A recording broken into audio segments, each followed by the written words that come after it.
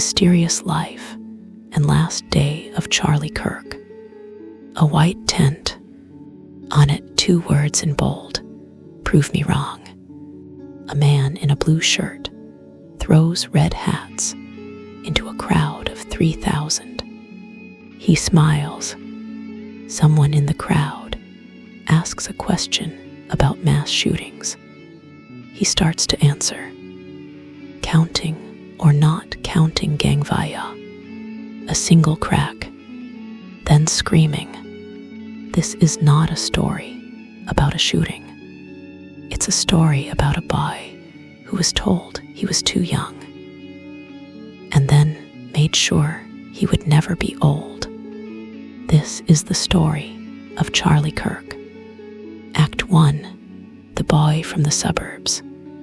Every American movement needs an origin myth. His begins in a high school cafeteria, Arlington Heights, Illinois. 2010. Wheeling High School raises the price of cookies. Most kids complain.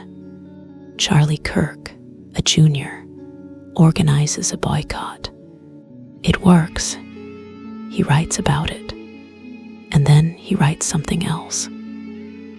An essay for Breitbart News claiming his textbooks have a liberal bias. He is 17. Fox Business puts him on air. He has found the formula. Say the thing other kids are thinking, but don't have the words for. On a platform adults watch. He is born Charles James Kirk on October 14, 1993. His father is an architect. His firm worked on Trump Tower in Chicago. His mother traded on the Chicago Mercantile Exchange before becoming a mental health counselor. They are moderate Republicans who donate to Mitt Romney. They raise him Presbyterian.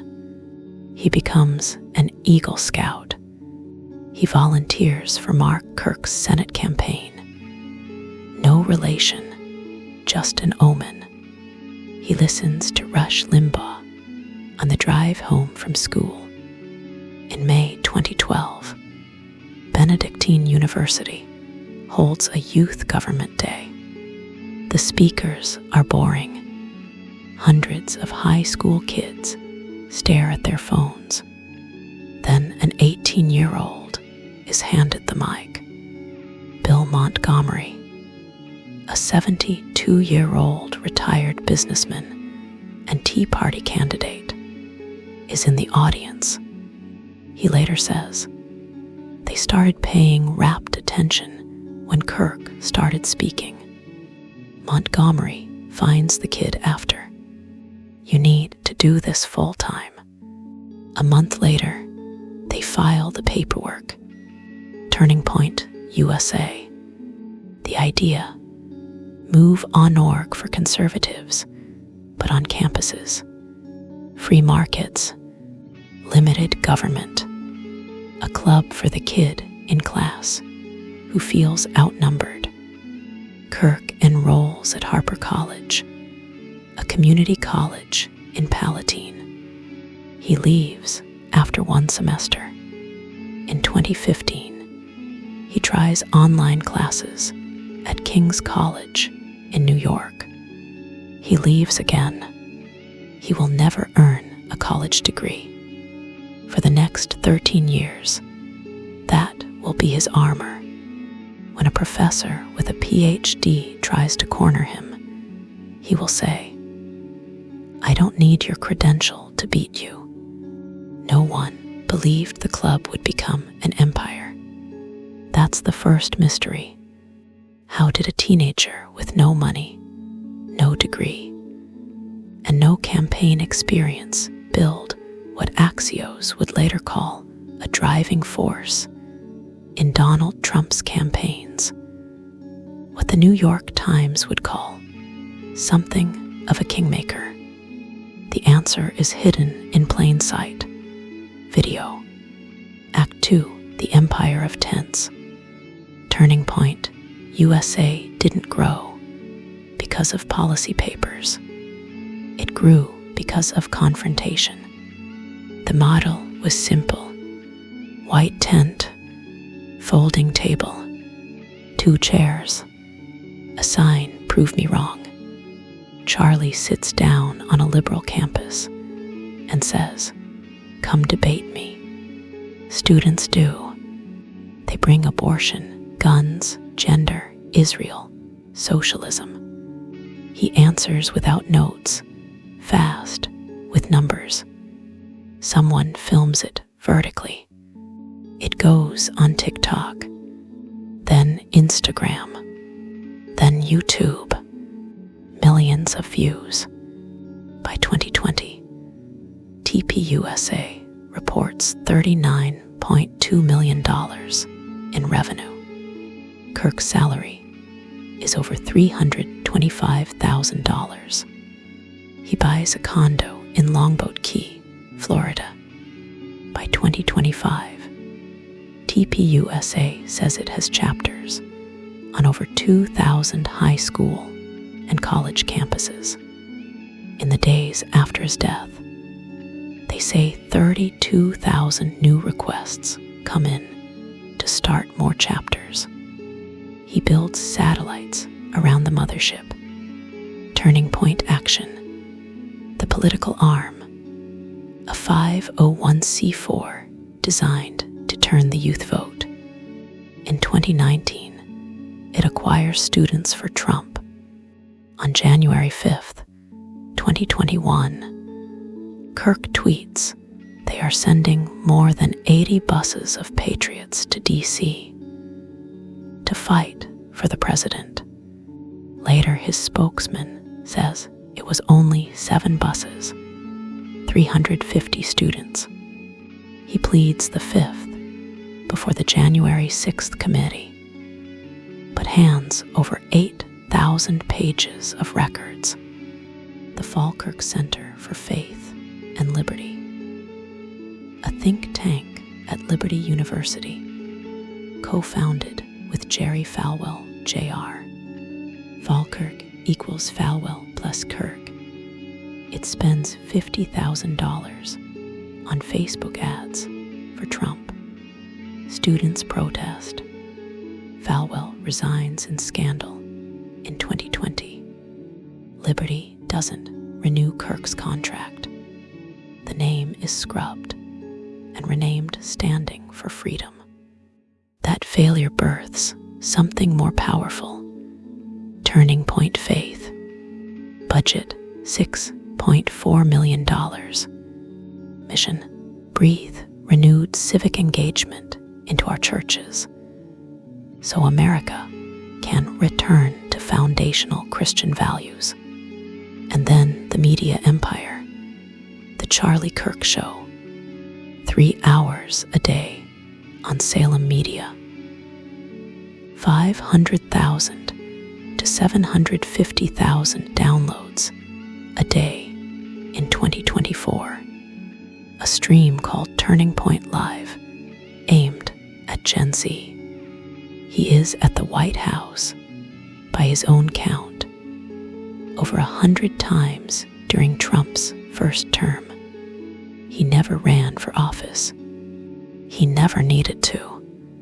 He was the man who chose who got to run. Act 3, the conversion. This is the act most documentaries skip, because the Charlie Kirk of 2018 would have debated the Charlie Kirk of 2024 and lost. In 2018, on Dave Rubin's show, Kirk says Christian conservatives made a mistake trying to impose their religious beliefs through politics. 4 years later, in a church in St. Louis, he says, "I asked God for forgiveness for not getting churches involved sooner. What changed?" He says he studied the founders.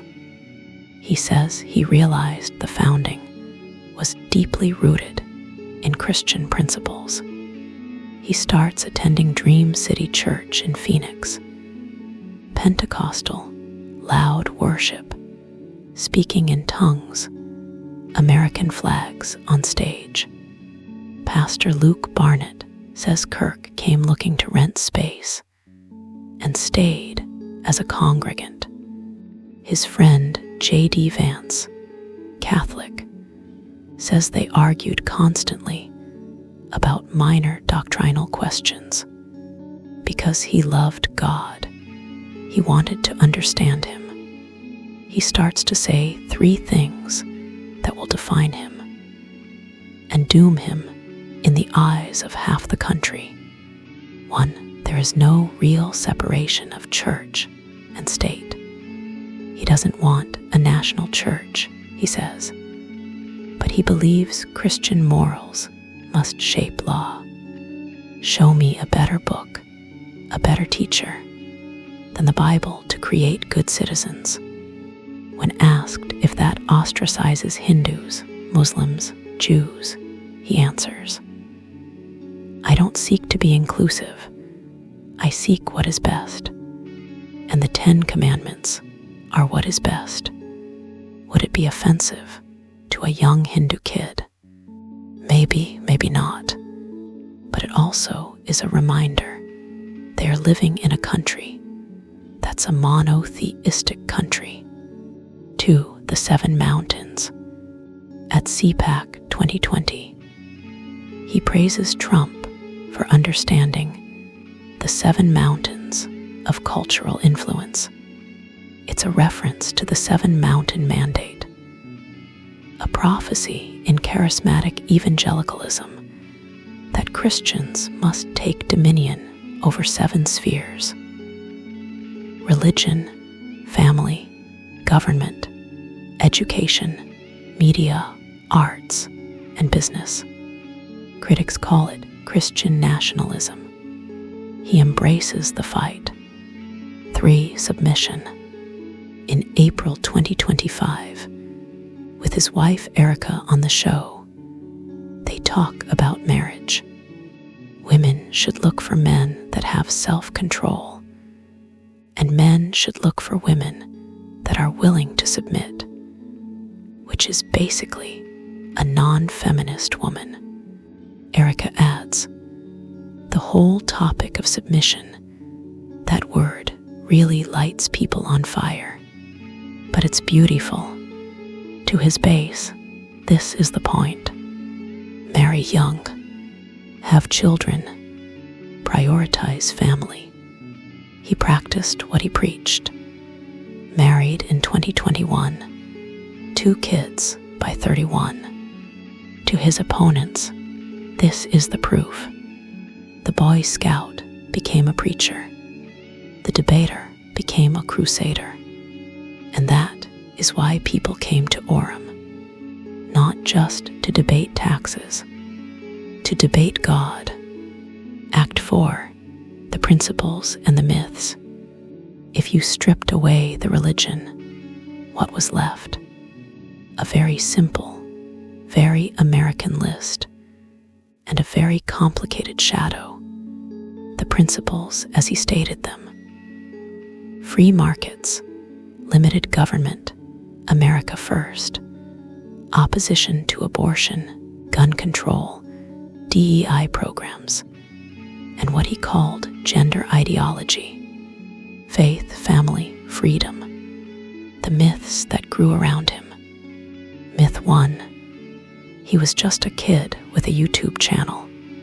By 2022, Brookings Institution studied 36,603 episodes from 79 political podcasters and found his show had the 2nd highest proportion of false, misleading, and unsubstantiated statements.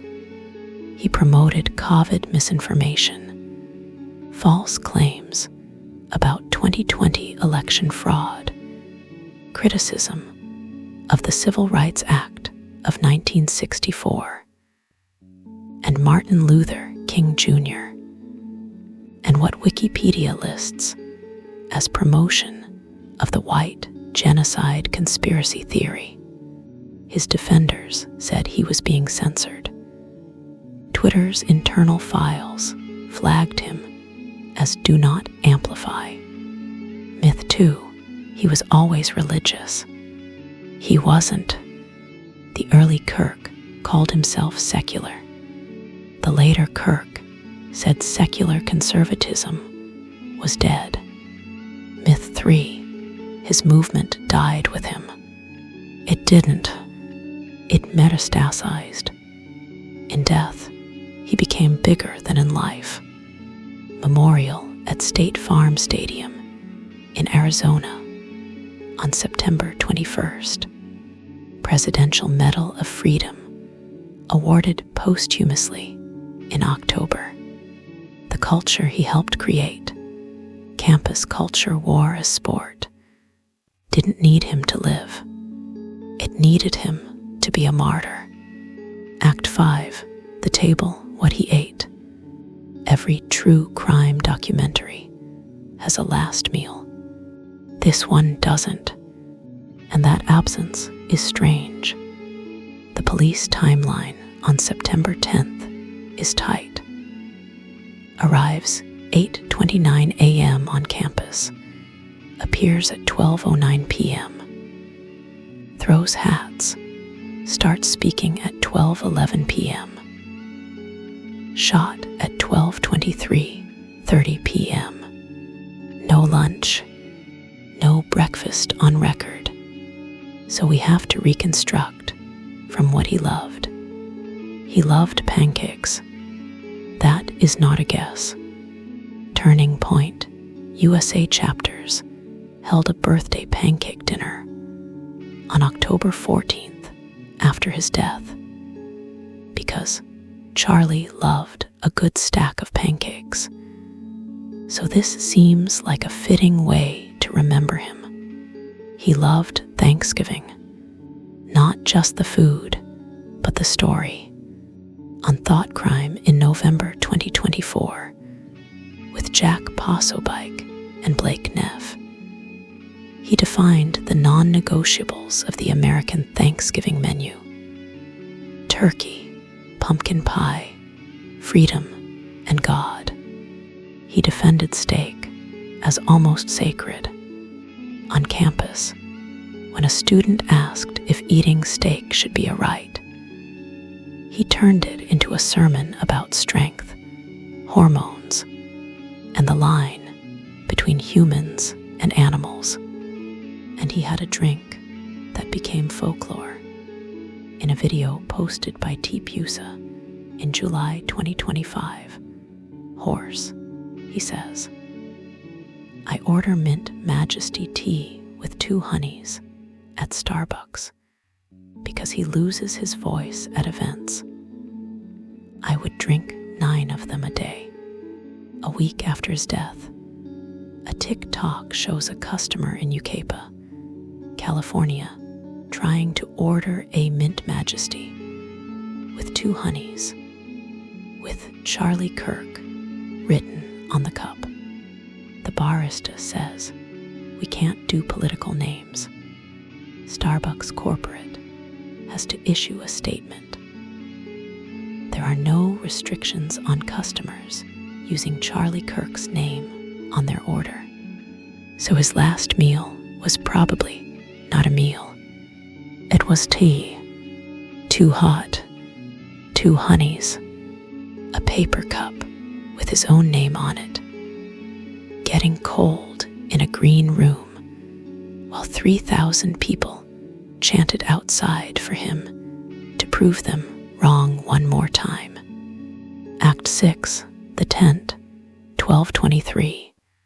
We return to where we started, the Lucy Center roof. 130 meters away, a man lies prone. The wind in Orem in September is light. Below, Hunter Kozak asks, "Do you know how many transgender Americans have been mass shooters over the last 10 years? Kirk, too many. Kozak, it's 5. Kirk, counting, or not counting gang violence. At 12:23:30, the shot. A single bullet to the neck. 6 men carry him to a black SUV. Not an ambulance, an SUV. They drive to Timpanogos Regional Hospital. At 2:40 p.m., the President of the United States posts that he is dead. In the woods north of campus, they find the rifle, an older Mauser, .30 to 06. The cartridges are engraved, not with manifestos, but with memes. Notices bulge, OWO, what's this? Furry roleplay slang. Hey fascist. Catch. Upright down, down, down. The code to call a 500 kilograms bomb in the game Helldivers 2. Oh Bella Ciao. The Italian anti-fascist song revived by Money Heist. If you read this, you are GAY Elmau. What does it mean? The FBI says it's a mix of internet culture, not a coherent ideology. The internet says it means everything. Tyler James Robinson, 22, from Washington, Utah, is charged with aggravated murder. Prosecutors say they will seek the death penalty. They say it was politically motivated. The tent is cordoned off with police tape. The blood is still in the grass. The hats are still on the ground. Epilogue. Charlie Kirk wanted to be remembered for courage for his faith. That is what he said in June 2025, 2 months before he died. He got his wish, but not the way anyone wanted. He built a movement that told young Christians their church was nowhere near as bold or courageous or strong as it should be. He told pastors to fight harder. He told churches to instruct people who to marry, how to manage money, who to vote for, and he told college kids to come debate him under a tent that said, "Prove me wrong." On September 10th, 2025, in Orem, Utah, someone decided debate was over. The question your documentary has to answer is not who Charlie Kirk was. It's why, in America, a folding table and a 22-year-old on a roof are now part of the same story.